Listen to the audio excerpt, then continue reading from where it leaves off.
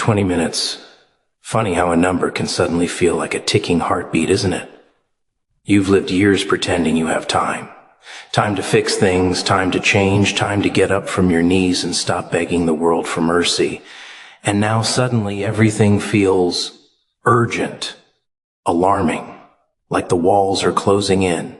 And someone up there finally slammed the door and said, "Enough people only wake up when they feel the fire licking at their heels." When someone whispers that everything they took for granted might slip right through their fingers. Oh, now you want to listen? Now you want to move? When the countdown starts, every second sounds like a slap, doesn't it? Every breath feels heavier, like it's carrying the weight of all your excuses, all your tomorrows that never came you. What's funny? People always think doors close because something went wrong. They panic, they cling, they scream at the sky like children who lost their favorite toy. They don't realize sometimes the toy is broken. Sometimes the toy is poison dressed as comfort. Sometimes the door didn't close to trap you. It closed to keep you alive. And isn't that hilarious? How life protects you while you kick and punch against the very thing saving you. You call it bad luck, betrayal, rejection, failure. It whispers evolution, transformation, escape. But most can't hear whispers. They only understand explosions. So here you stand, in a hallway that suddenly got very quiet. Door behind you sealed shut, no turning back. And your first instinct is fear, isn't it? That shaking in your bones, that doubt crawling up your spine. The voice saying, "What now? Why me? What am I supposed to do?" But the truth? You were never meant to stay where you were. You outgrew the room long before the door slammed. You just wouldn't leave willingly. People rarely do. So life nudged you. Gently? No. It pushed you with both hands and a smirk. Because comfort makes cowards, and nothing kills destiny faster than getting used to small spaces. You think the shutting was punishment. It was protection. From small dreams, small minds, small versions of you. You were feeding crumbs to giants inside you, and giants don't live on crumbs. They starve quietly until one day they roar, and that roar shakes everything you thought was stable. Suddenly you have no job, no person, no plan B, and you mistake collapse for death when really it's rebirth. Funny how rebirth always looks like ruin first. Beautiful things don't come wrapped in perfection. They come wrapped in shock, discomfort, chaos. That's the language of change. Look around. Every great shift in your life came after something ended. Every victory had a funeral before it. Every level demanded a version of you to die. You think doors close randomly?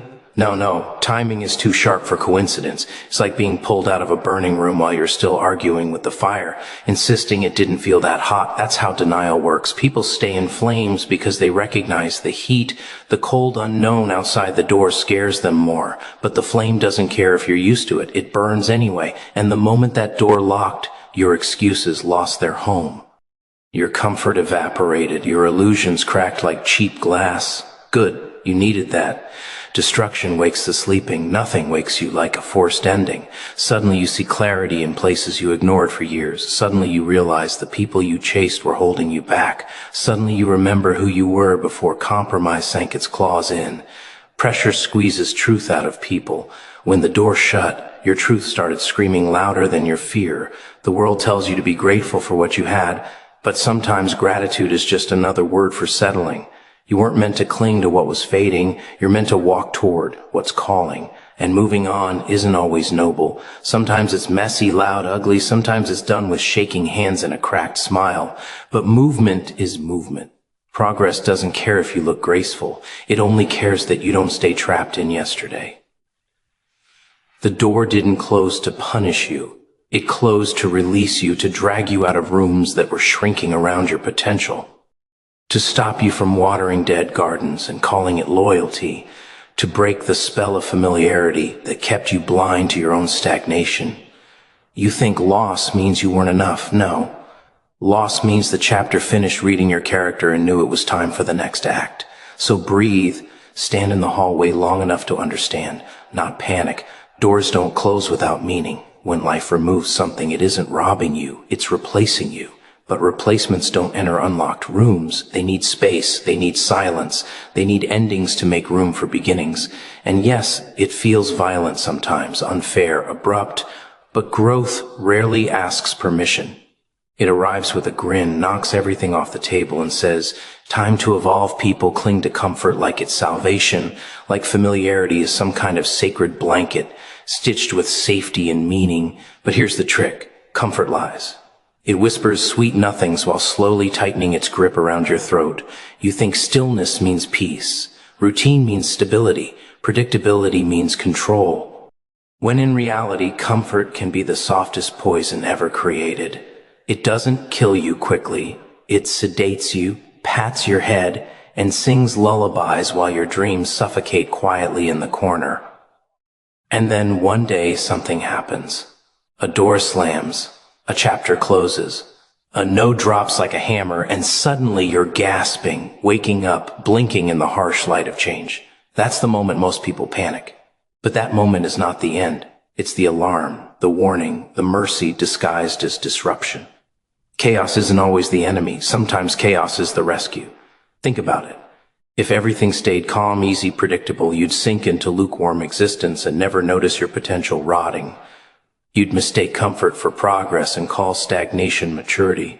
What a joke, right? Life sees you settling, sees you shrinking yourself to fit the walls you built, sees you trading passion for convenience. And it laughs, not to mock you, but to wake you, to nudge you or shove you, depending on how stubborn you are. Because when comfort becomes a cage, chaos becomes the key. Funny thing about transformation. It rarely comes wrapped in gentle packaging. It doesn't knock politely. It storms in, kicks chairs over, smashes your little illusions, and forces you to look at what you've been ignoring. The friendships that were draining you. The environment sucking your ambition dry. The dreams you buried because they felt too loud, too big, too dangerous. You call it loss, but tell me, what's really lost when the things holding you back finally fall away? Comfort convinces you that familiarity is safety, but look closely. Sometimes the familiar is what's limiting you the most. You can't grow in a room built for your past self. People say they fear change, but they don't. They fear discomfort. They fear being seen without the mask of routine. They fear stepping into uncertainty where their excuses can't protect them. Comfort is convenient because it asks nothing from you. But growth? Oh, growth is demanding. It asks you to release, to leap, to trust what you cannot yet see. So when life shakes you, when doors close, when comfort crumbles, that isn't punishment. That is rescue. That is the universe yanking you out of quicksand before you disappear into it forever. And don't pretend you didn't feel it coming. Deep down, long before the door shut, there was a restlessness, a whisper that said, "This isn't it." But comfort convinced you to ignore it, to keep playing small, to stay where you were liked instead of going where you were meant to rise. That whisper doesn't disappear. It grows teeth. It gnaws at you while you pretend everything is fine. And when you don't move, life moves you. It pushes. It closes doors. It strips away illusions until you're forced to face yourself without the pillow of comfort cushioning your denial. What's amusing is how people beg for blessings, but panic when the preparation looks nothing like they imagined. They pray for change, then cling to the habits and people that guarantee they won't change. They ask for growth, then cry when comfort is taken away. They want destiny handed to them like a gift box when destiny is forged through disruption. Comfort doesn't raise warriors. Discomfort does. Pressure does. Closed doors do. There's something beautifully cruel about the moment comfort ends, a silence that feels like abandonment but is really preparation, a void that feels like loss but is really clearing, a pause that feels like punishment but is really protection. It's almost comical how people think comfort is the safe choice, when sometimes the safest thing is to leave before everything collapses. But humans cling. They hold on to burning bridges and call it loyalty. They hug old versions of themselves as if letting go means dying, but sometimes letting go is the only way to live. So when comfort dissolves and you're pushed into unknown territory, don't curse the shift. Don't panic because the world you built suddenly cracked open. That crack wasn't a failure. It was a doorway you wouldn't open yourself. A forced exit from smallness. A divine shove towards something bigger, louder, sharper. Comfort tried to keep you cozy. Growth refused to let you shrink. And what a blessing that is, even if it arrives with broken edges and trembling hands. Fear. Such a loyal little pet, always sitting right by your feet, wagging its tail, pretending it's keeping you safe. People treat fear like a guard dog, when in reality it's more like a leash. Soft around your neck at first, then tighter and tighter, until one day you realize you are not guarding anything. You're just pacing in circles, convincing yourself you're moving. It's funny how fear dresses itself as logic, as caution, as being smart. But the truth? Most people are not cautious. They're scared. Scared of failing, scared of being seen trying, scared of looking foolish, scared of leaving the predictable cage they've decorated like a palace. They call hesitation wisdom, but it's nothing more than fear wearing a borrowed suit. And here's the real joke. Fear doesn't show up when things are hopeless. No, it shows up when you're close. Right before the shift, right before the breakthrough. Fear isn't the sign that you're in danger. Fear is the sign that you're standing at the edge of your next life, and the old one is screaming to pull you back. You don't get scared when nothing is changing. You get scared when everything is about to, that trembling in your bones, that tightening in your chest, that voice telling you to slow down, to go back, to wait for a sign. That isn't weakness. That's the door creaking open. Fear doesn't show up to stop you, it shows up to test you, but most people fail the test. They think fear means stop. They think uncertainty means turn around. They think discomfort means danger. When really those feelings are the GPS of transformation. Nothing meaningful grows in comfort. Nothing powerful evolves in silence. To grow is to stretch, and stretching hurts. But humans, they worship comfort like a religion. They bow to predictability, cling to routine, treat the unknown like a monster under the bed. They never question why their dreams feel impossible. They only question themselves. That's the tragedy. They never see the bars on the cage because they painted them gold. Fear is clever, too. It doesn't always shout. Sometimes it whispers. Later, just wait. Make sure you're ready. Maybe next month. Oh, that's the sweetest lie fear offers. The illusion of later. Later becomes never. Time slips quietly, like water through fingers, and one day you wake up and realize fear didn't stop you in a dramatic moment. It stopped you every boring day with tiny excuses. You didn't say no to your destiny, you postponed it to death. But here's what fear hates. Action. Fear can haunt thoughts, cripple decisions, poison imagination, but it cannot survive movement. Once you step, even with shaking legs, fear loses its grip. It feeds on hesitation. It starves on momentum. People think courage means feeling strong. No, courage often looks pathetic. Shaking hands, dry mouth, heart pounding like war drums. Courage isn't loud. Courage is quiet resistance to the voice that says turn back. And isn't it hilarious how fear lies about outcomes? It paints disasters, humiliation, downfall. As if staying where you are guarantees safety, but staying still is the biggest risk of all. Life punishes stagnation, the same way fire punishes wax. Slow melt, quiet ruin. If fear truly protected, we'd all be thriving in our safe little boxes. But look around. The safest people are often the most restless. The ones who avoided failure carry the deepest regret. They would trade anything to go back and choose fear's opposite. Not bravery, but forward motion. Even sloppy, messy, uncertain motion. Fear always tells the same story. If you move, you may lose. But it never tells the other side. If you don't move, you will lose. Lose time, lose potential, lose pieces of yourself until you become nothing but a memory of who you might have been. That's the real horror story, not failure, regret. People fear falling, but they should fear staying, because falling teaches, builds, sharpens, staying dulls, staying kills. So when fear climbs into your chest and whispers warnings like a protective ghost, smile back at it, not mockingly, but knowingly, because fear isn't proof you shouldn't move. It's proof the moment matters.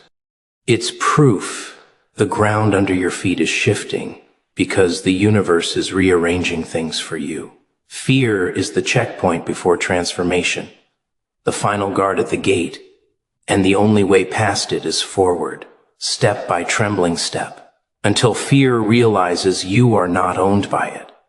You are fueled by hesitation, such a gentle assassin. It never storms in with knives and alarms. It doesn't shout or smash windows, no. Hesitation is polite. It knocks softly. It pulls up a chair. It smiles. It tells you to think a little more, to wait for the right moment, to just be certain first. It feels harmless, almost wise. And that's the trick. The most dangerous thieves don't take everything at once. They take it quietly, slowly, piece by tiny piece. Hesitation doesn't steal your opportunities in one dramatic moment. It steals your life in little delays that feel reasonable. What a sneaky little monster. People like to believe their future is sitting patiently, waiting for them to be ready. They imagine time as this generous, forgiving friend that will always come back tomorrow, next week, next year. They don't realize time has teeth. It bites the ones who treat it casually. One delayed decision, one postponed dream, one moment of waiting just a little longer, and suddenly you look around and the chance is gone. Not because it wasn't meant for you, but because hesitation convinced you you had infinite options, infinite hours, infinite second chances. That lie is delicious and poisonous. Urgency, on the other hand, is wild. It's uncomfortable. It's loud, impulsive, almost impolite. It doesn't care if you're scared or tired or unsure. Urgency doesn't wait for perfect clarity. It moves while clarity forms behind it. People fear urgency because urgency exposes them. It forces action. It makes you choose, and with choice comes risk. What if I mess up, they ask, but here's the real question. What if you don't move, and life moves without you? What if the door that's open now closes forever while you're sitting there rehearsing your brave speech in your head? What if the worst thing isn't falling, but never jumping? Look closely at anyone who built something real. They didn't wait for perfect timing. They didn't sit there polishing their confidence like a trophy. They moved when they were half ready, scared, shaky, unsure. They acted while doubt screamed in their ear, and that's why they made it. Not because they were fearless, but because they didn't worship hesitation. They chose urgency. Even when urgency felt like chaos, they understood something most never do. Hesitation pretends to protect you, but urgency saves you.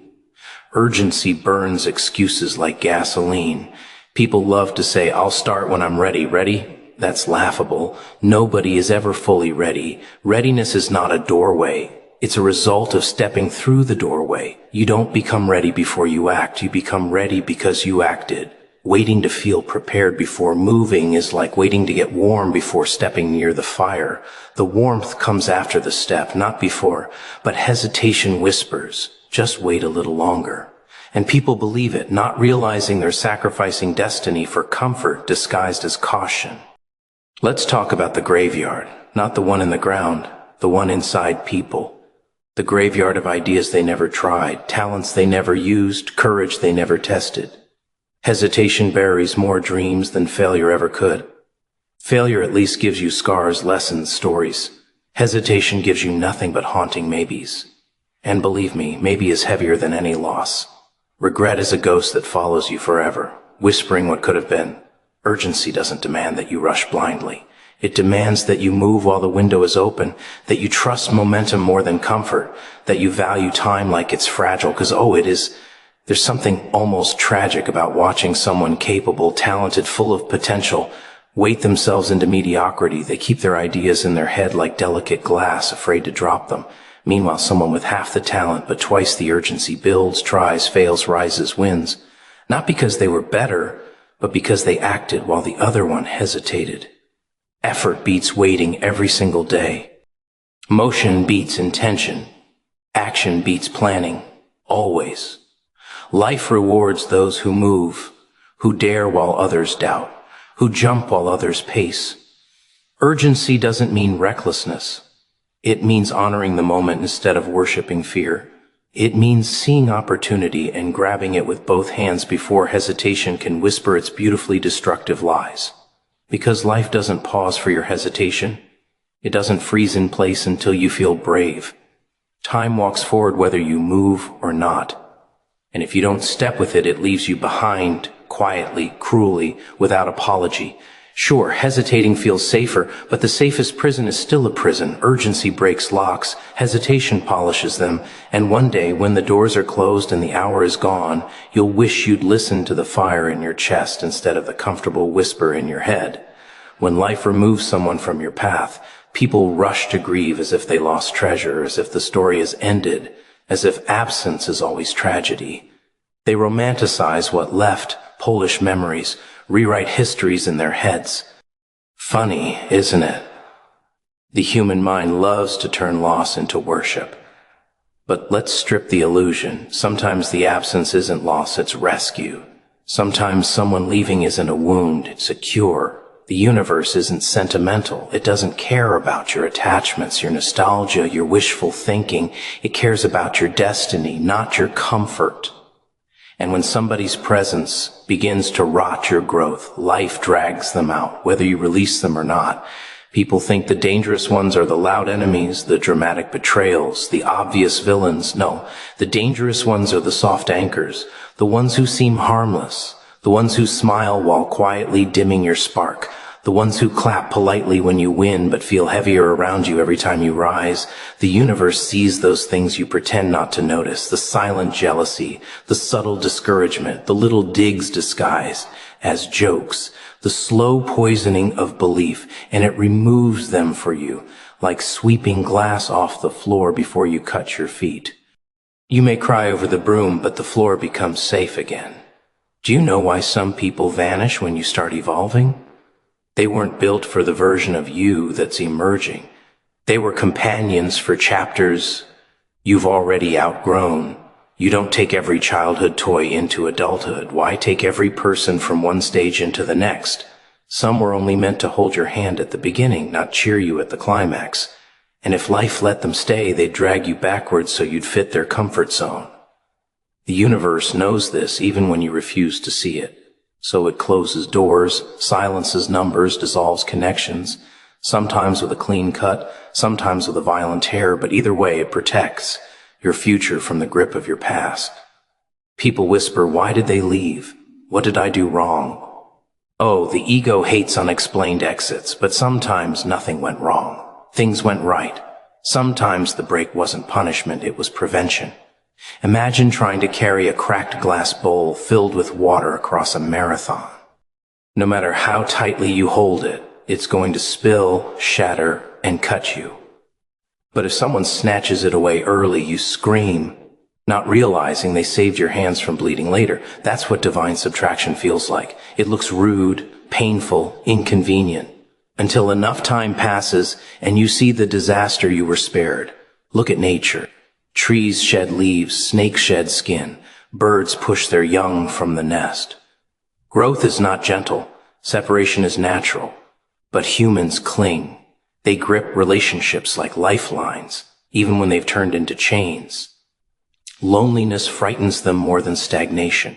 Familiarity seduces them more than evolution. They stay loyal to people who fear their potential.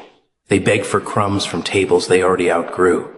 They shrink themselves so others don't feel small. What a tragedy to imprison your future just to avoid discomfort in the present. And here's the bittersweet part. Not everyone removed from your path was bad. Some were good souls, but not good for your calling. Some loved you, but loved the weaker version of you more. Some needed you, but only when you were small enough to carry them. The moment you began to rise, the balance shifted. You don't lose people when you level up. You reveal who is attached to your elevation and who is attached to your old limitations. And sometimes the most loving thing life can do is remove what you refuse to release. You must learn to trust the exits, trust the silence, trust the sudden distance. Not every goodbye needs a villain. Not every closed door needs drama. Some endings are just cosmic timing, cleaning your path, pruning your circle, sharpening your alignment. You cannot walk into destiny weighed down by expired connections, and you don't need to chase or explain or fix what's been divinely redirected. When someone exits, let the universe keep its rhythm, because one day, maybe months from now, maybe years, you'll look back and laugh at what you tried to hold. You'll see the truth so clearly. Some people weren't removed to hurt you, but to make space for those who can stand beside your greatness without trembling, without resenting, without shrinking you to feel tall. And that day, you won't mourn the exit. You'll be grateful for it. You'll whisper, "Thank you for leaving. You made room for everything meant to arrive." Loss. People treat it like a funeral every time. They wrap themselves in grief, whisper tragic lines about endings, act like the universe ripped out their heart on purpose. But loss isn't always the villain. Sometimes loss is the surgeon, cold, steady, necessary. Sometimes it cuts not to kill you, but to save you. And oh, how dramatic humans get when something is taken from them. They forget that holding on too tightly can choke a blessing to death. They forget that clinging to what's dying only makes the rot spread. They think losing something means they weren't worthy of it, but sometimes losing something means it wasn't worthy of who you were becoming. That's the twist no one sees coming. Life has this mischievous way of clearing your path before you even realize what's blocking it. You cry over the door closing, not realizing what stood behind it had already expired. It's like mourning spoiled food in the fridge. You're grieving trash while your future is knocking, asking for room to enter. But humans love old flavors, familiar tastes, predictable meals. They eat the same comfort till it numbs them. And when life sweeps the table clean, they scream like something precious was stolen. No, it was replaced before it could poison you. Loss is not always destruction. Sometimes it's detox. People romanticize pain. They hold on to it like a souvenir, polish it, show it off. They say, "Look what I lost. Look how I suffered." As if suffering grants them meaning. But loss is not a trophy. It's a turning point. It's a shift in gravity. And most people miss the shift because they're too busy staring at the empty space instead of the path ahead. They forget that new chapters don't begin with drum rolls. They begin with silence, confusion, a sting in the chest. They forget that the universe doesn't hand you gifts while your hands are full of yesterday. It forces you to drop what you cling to, no matter how tightly your knuckles lock. You know what's funny? How people demand transformation but whimper when the process starts. They pray for strength, then curse the weights. They ask for clarity, then cry when illusions break. They want growth without loss, rebirth without burial, evolution without shedding the skin they've outgrown. That's not how it works. You can't step into a bigger life wearing old sizes. Life removes the excess first, the people who can't go with you, the habits that sabotage you, the beliefs that strangled your potential, and you think you're being punished. But tell me, how can a prisoner complain when the bars are broken? Only someone who fell in love with captivity would mourn their cage. Loss has a way of stripping ego. It quiets you. It humbles you. It forces you to face yourself without the props you leaned on. And that's where the real shift begins. In the stillness after things fall apart, most people panic at that silence. They rush to fill it with noise, with distractions, with replacements. They rebound from pain like it's fire instead of sitting in it long enough to understand it. But if you can stomach that stillness, if you can study what left without begging for it back, you see truth. You see who you were pretending to be, who you were afraid to be, who you can become now that the dead weight is gone. And here's the part that stings. Sometimes the loss is you. Sometimes you lose an old self you were so comfortable with. You feel naked, stripped, unsettled, and that's terrifying. But it's also liberation disguised as emptiness. The version of you that fit your past does not fit your calling. Losing that version hurts, but carrying it longer hurts more. You don't rise by dragging ghosts. Loss prepares the stage. It clears the audience. It shakes the curtains. It whispers, "Are you ready to step into who you truly are, or will you cling to who you were?" Most people say they want destiny, but worship familiarity. They fear stepping into the unknown more than they fear wasting their life. So loss comes like a thief, not to rob, but to force release, to pry your fingers open when you refuse to unclench them. And someday you look back and realize nothing was taken. Everything was traded. traded for strength, clarity, upgrade, alignment. You don't break from loss. You shape from it. You don't fall apart. You fall into place, and you don't end. You shed time. Now that's a funny little thing everyone pretends to understand. You clutch clocks like they're lifelines. Whisper about someday, talk about tomorrow like it signed a contract to show up. Oh, how beautifully delusional. You walk around as if the world owes you hours, as if you're guaranteed sunsets and second chances. But time isn't a kind parent. It's a quiet thief. It doesn't knock, doesn't warn, doesn't bargain. It just slips through fingers you thought were tight enough. Tick by tick, breath by breath. While you stall, postpone, procrastinate, plan like you're immortal, people believe they're running late when truth is, they're already bleeding minutes they can never recover. And the saddest part, most don't realize they're in the final chapters of their own story until time starts turning the pages by force, not choice. You ever notice how people always say, I'll start tomorrow? Tomorrow, the great fictional land where motivation magically appears, discipline grows like flowers, dreams suddenly become easy. Tomorrow is the grand stage for all the lives that never get lived. People sit in cages built from not yet. They romanticize potential like it's enough on its own. They fantasize about results without ever meeting the grind halfway. And time watches, amused, as you lull yourself with excuses. Because you don't lose your future in one dramatic moment. You lose it minute by minute, habit by habit, delay by delay. One day you look around and realize later has turned into never, and the only thing louder than the ticking clock is regret laughing at you. Humans treat time like currency they can earn back. They bargain with it, just a little more comfort. Now I'll suffer for the dream later. But life doesn't operate on loans. It charges up front.